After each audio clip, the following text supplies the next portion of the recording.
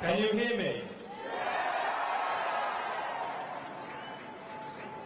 I am here today because I cannot be there with you today. But thank you for coming. Thank you for your resolve, your generosity of spirit.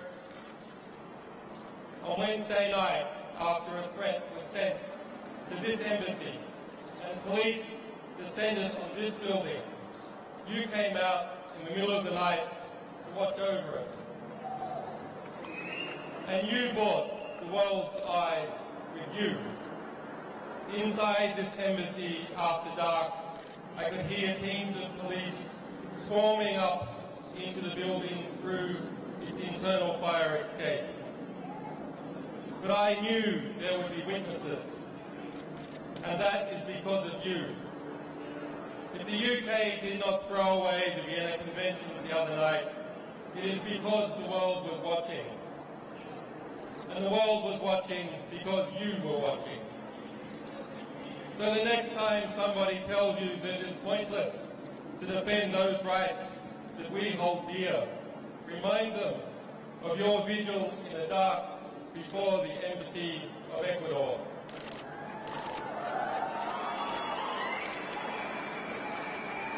Remind them how, in the morning, the sun came up on a different world and a courageous Latin American nation took a stand for justice.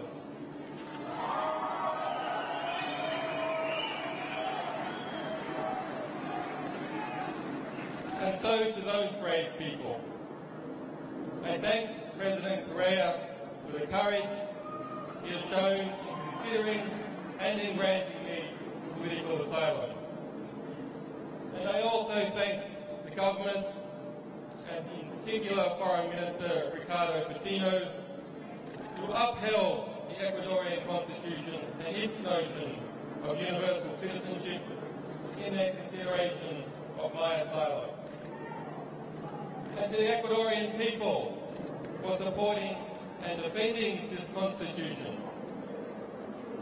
And I also have a debt of gratitude to the staff of this embassy, whose families live in London, and who have shown me hospitality and kindness despite the threats we all received.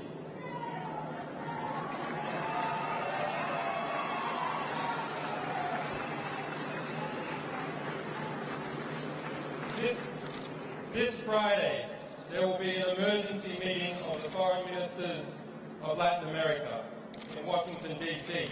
to address this very situation. And so I am grateful to those people and governments of Argentina, Bolivia, Brazil, Chile, Colombia, El Salvador, Honduras, Mexico, Nicaragua, Argentina, Peru, Venezuela, and to all other Latin American countries who have come out to defend the right to asylum.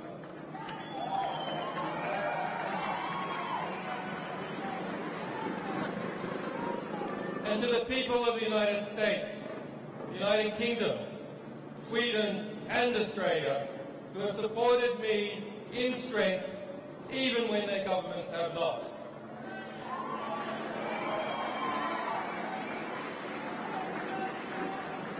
And to those wiser heads in government who are still fighting for justice, your day will come.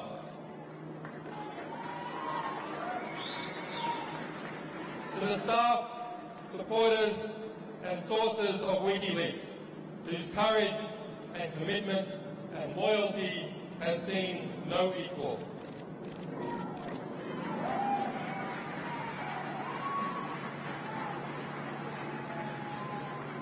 To my family and to my children who have been denied their father, forgive me, we will be reunited soon.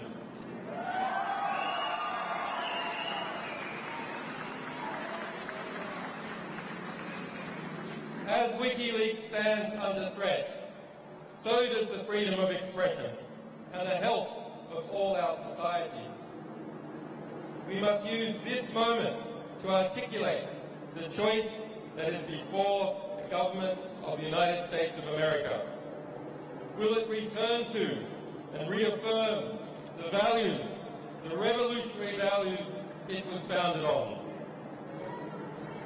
Or will it lurch off the precipice, dragging us all into a dangerous and oppressive world in which journalists fall silent under the fear of prosecution and citizens must whisper in the dark? I say it must turn back.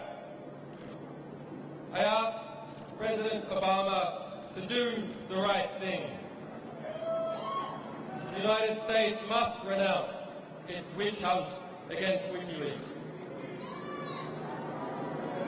The United States must dissolve its FBI investigation. The United States must vow that it will not seek to prosecute our staff or our supporters.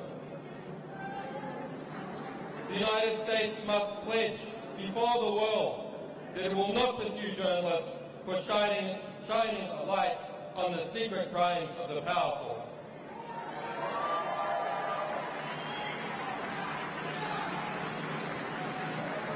There must be no more foolish talk about prosecuting any media organisation, be it WikiLeaks or be it the New York Times.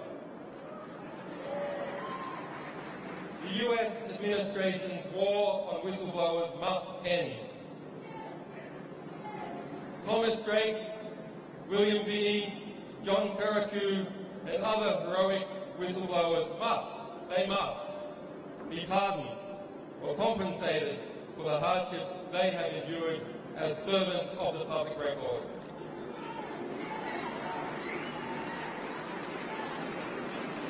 And to the Army private who remains in a military prison in Fort Leavenworth, Kansas, who was found by the United Nations to have endured months of torturous detention in Quantico, Virginia, and who has yet, after 2 years in prison, to see a trial, he must be released. Bradley Manning must be released.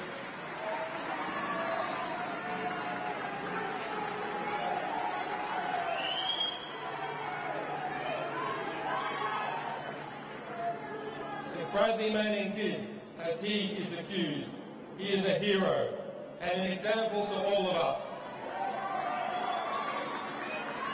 and one of the world's foremost political prisoners. Bradley Manning must be released. On Wednesday, Bradley Manning spent his 815th day of detention without trial. The legal maximum is 120 days. On Thursday, my friend Nabil Rajab, president of the Bahrain Human Rights Centre, was sentenced to 3 years in prison for a tweet. On Friday, a Russian band was sentenced to 2 years in jail for a political performance. There is unity in the oppression. There must be absolute unity and determination in a response.